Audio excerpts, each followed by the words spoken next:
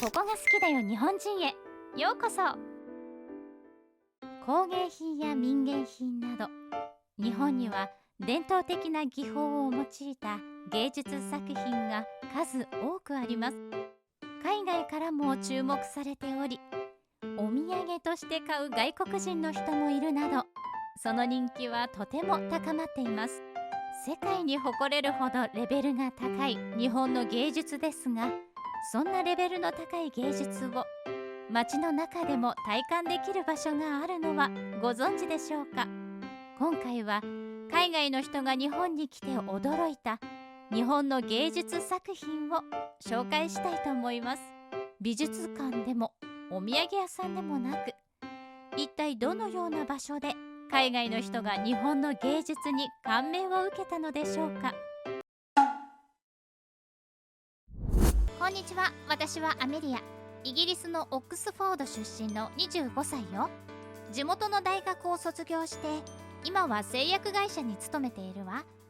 私は研究職で様々な知識が必要だし、求められることも多くてハードルが高いと感じることもあるわ。でもとてもやりがいを感じているからやめたいと思ったことはないわね。薬は多くの人の生活に欠かせないものだし、薬を作るにあたって私がそこに携わることができるっていうのはとても感慨深いものがあるわね。私がいる会社では新薬の開発にも積極的で、人体に害がなるべく少なく短期間で治るような薬を開発するために日々研究に取り組んでいるわ。実は私、新薬の開発に取り組んでいる会社だと知ってここで働きたいと思って入社を希望したの。製薬会社に興味を持ち始めたのは高校生の頃だったわね。テレビで末期がん患者や難病患者、認知症患者のドキュメント番組を見たことがあったの。その時にとても辛い気持ちになったし、かわいそうだなとも感じた。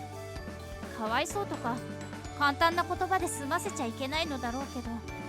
思わずそういう風に思ってしまったのも事実だったわ。人はいつか亡くなるのは当たり前のことだし、それは受け入れるべき事実なのだけれど、もう治らないって言われた時の患者の切ない顔ややりきれない顔を見ると、なんとかしてあげられないのかなって思ってしまうわよね。あの番組のカメラマンも撮っていて辛かったんじゃないかしら。でも番組の終盤で治療薬の開発事情みたいなテーマになったの。薬も開発が進んでいて将来的にいい方向に向かっていくだろうと専門家が語っていたわ。その時に思ったの。私もその開発に加わりたいって。なんか今振り返ったら本当に直感的に決めたんだなぁと自分でもびっくりしているわ。あの時ドキュメント番組を見ていなかったら製薬会社に興味を持つことはなかっただろうし、全然違う仕事をしていたと思う。本当に運命的な出来事だったんだと今更ながらに思うわ。いずれ薬の開発技術がもっと進めば末期のがんとか重度の認知症とか他にも様々な難病に効く薬とかも開発される時代が来るんだと思うし、もしかしたら私の勤めている会社でそれが実現されるかもしれない。私はまだ指示に従って作業をする立場だけれど、いつか私が率先して病気で苦しむ人を一人でも多く救えるような画期的な薬の開発に全力で取り組みたいと思っているの。そういう薬は病気を治したいと思っている人たちにとっての希望みたいなものだから、その希望が少しでも現実に近づけばよいと切に願っているわ。やることがたくさんあって大変だけれど、休みがないわけじゃないのよ。基本的に土日は休めるし、事前に申請すれば平日でも休みを取得することができる。急に会社に来てくれと言われることもないから、休日はそういう心配もなくちゃんと楽しめる。メリハリをしっかりつけられるから助かっているわ。やっぱりどんなに好きなことでも仕事ばっかりじゃ疲れるもの。メリハリがあるからこそ仕事だって頑張ろうと思えるものよね。実は休みを利用して前から行きたかった国があるの。それは日本よ。大学時代に日本人の友達がいて、親友と呼べるくらい仲がいいの。その親友に会いに行くのよ。彼女の名前はエリナって言うんだけれど、私が2年生の時に短期留学で私の大学に通うことになったの。半年くらい一緒の大学だったわ。エリナは本当に明るくて面白い人なの。初めて話したきっかけは今でも覚えているわ。エリナが最初に自己紹介をした後、先生が空いている席に座るように誘導したの。その時にちょうど私の左隣が空いていたのよね。だからそこに座ることになって、そこから仲良くなるのに時間はかからなかったわ。エリナにとってわからないことだらけだったから、カリキュラムの組み方とか大学の設備についてとか、ここの学生に人気のスポットはどこだとか、いろいろ教えてあげたわ。偶然隣の席になったのがきっかけって、何かの漫画みたい。恋愛ものの漫画だったらそこから恋が始まるみたいなことになりそうよね。エリナは私がもともと仲が良かったグループと一緒になって、エリナ含めて4人でいつも一緒に行動していたわ。一緒に授業を受けたり買い物に行ったり、エリナのホームステイ先の家に遊びに行ったこともあったわ。エリナが私の家に来てくれたこともあったわね。とても楽しい日々を過ごしていた。エリナが半年後に日本に帰ってしまうのもすっかり忘れてしまうくらいにね。エリナが帰ってしまう日が近づいてくるのは辛かったわね。なんだか信じられなくて。私にとって初めてできた外国人の友達なんですもの。エリナが帰ったらそれで関係が終わってしまうんじゃないかと思った。エリナの携帯の電話番号もメールアドレスも SNS のアカウントももちろん知っているわよ。それでも疎遠になってしまうことはあるし、気軽に会えなくなる寂しさはあるわよね。日本に帰る当日、エリナは空港で私たちに今度は日本に遊びに来てねと言ってくれた。私たちはいつか絶対行くねって約束して別れを告げたわ。それからしばらく経って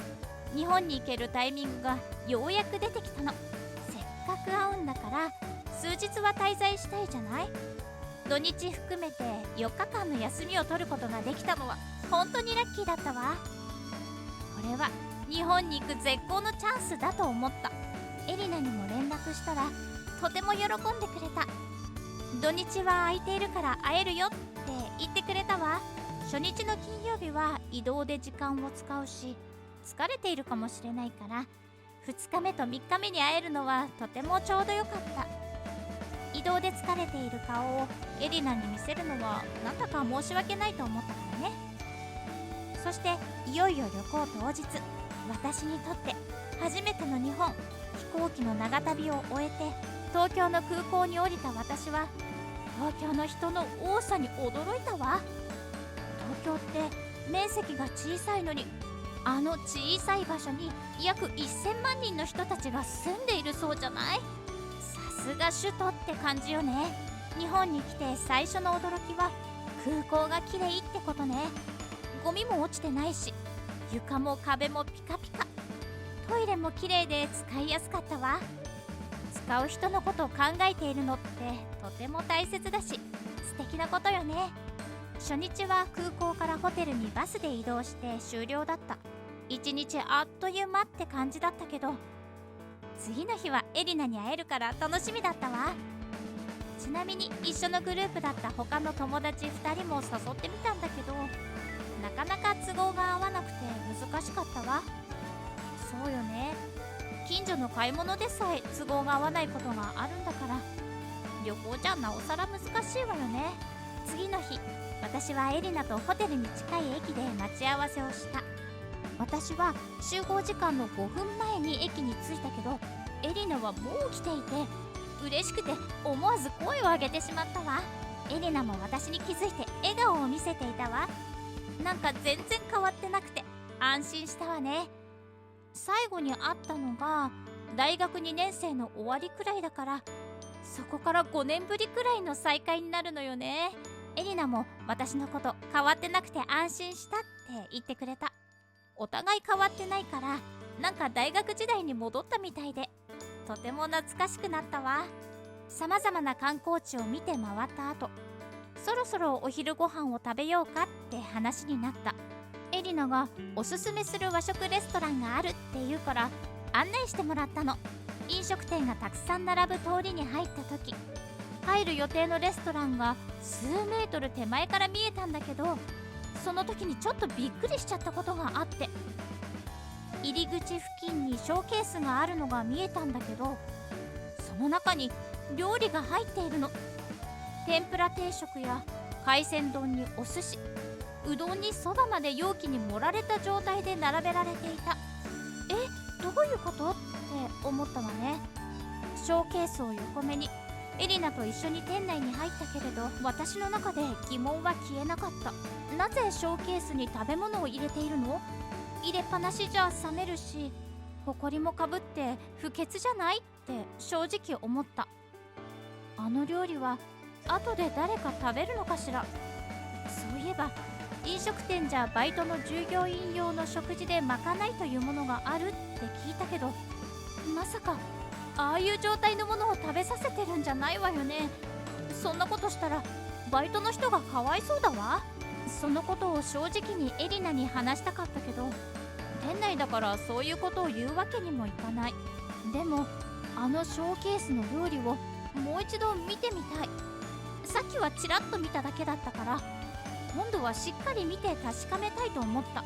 メニューを眺めているエリナにトイレに行くと伝えて、こっそり店の外に出てみたの。ショーケースの料理をガラスに顔が当たらないギリギリの距離まで近づいて見てみたら、びっくり。実は本物じゃなくて作り物だったの。他の料理も全て作り物よ。近づかないと偽物だってわからないなんて、本当に丁寧に作られているんだと思ったわ。天ぷらの衣とか刺身とか本物にしか見えないんだもの。店に戻ってエリナに聞いたら、あれは食品サンプルって呼ばれるもので、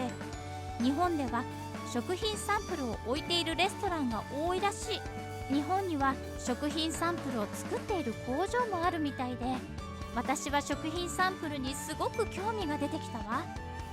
料理を忠実に再現できれば、お店の料理を分かりやすくアピールできるから、とてもいい宣伝にもなるわよね。エリナも私が食品サンプルに感動しているのを見て嬉しそうにしていた。改めて日本に来て本当に良かったわ。食品サンプルは日本独自の文化で、その再現度は本物かどうか見分けがつくのが難しいくらいレベルが高いです。海外の人が食品サンプルを知らなければ、本物が店の前に堂々と置かれていると感じ、不思議に思う人がいるのも無理はありません。お土産としても人気で、食品サンプルのキーホルダーも売られており、人気のお土産となっています。世界に誇れる日本の技術の一つである食品サンプル、その凄さがもっと多くの人に広まるといいですね。最後までご視聴いただきましてありがとうございました。